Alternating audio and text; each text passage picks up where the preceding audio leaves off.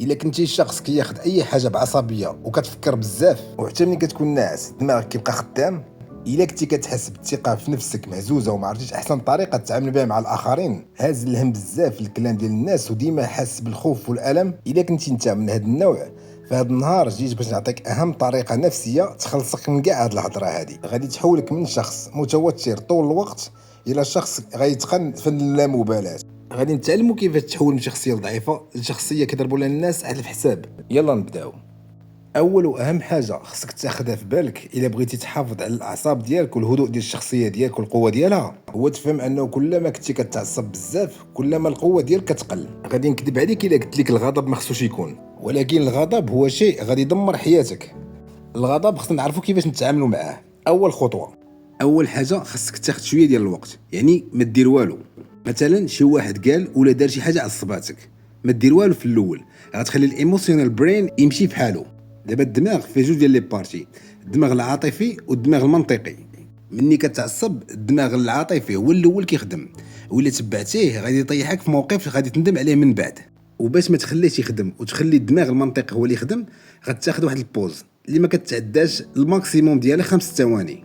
الخطوه الثانيه، الا كنتي باغي تحافظ على القوه والهيبه ديالك، وهذه من اهم قواعد علم النفس، وهي ما تبقاش تعتذر على اي حاجه للناس. ما تعتذرش يعني ما تعتذرش على اي حاجه، خاصه للناس اللي ما كيعطوكش القيمه ديالك. مني كيكون شي واحد كيأذيك ولا كيهضر معاك بشي طريقه ما زويناش ولا سيئه، بمجرد انك كتعتذر ليه كتحس بينك وبين راسك بانك شخص ضعيف ومتعلق به. ما تولفش لراسك مصطلحات ديال اسمح لي. ما تعتذر حتى كتكون درتي خطأ كبير.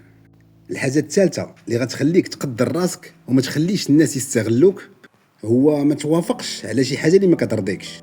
اللي خاصك دير هنا هو ما تقبلش شي حاجه انت ما باغيهاش، وما تحشمش تقول لا، حيت فينالمون الا ما قلتيش لا على شي حاجه انت ما باغيهاش كتقول لا لراسك. الحاجه الرابعه اللي هي مهمه جدا حتى هي وغتخليك ديما كالم وتايق في راسك، هي ما تبقاش تشرح للناس بزاف على راسك.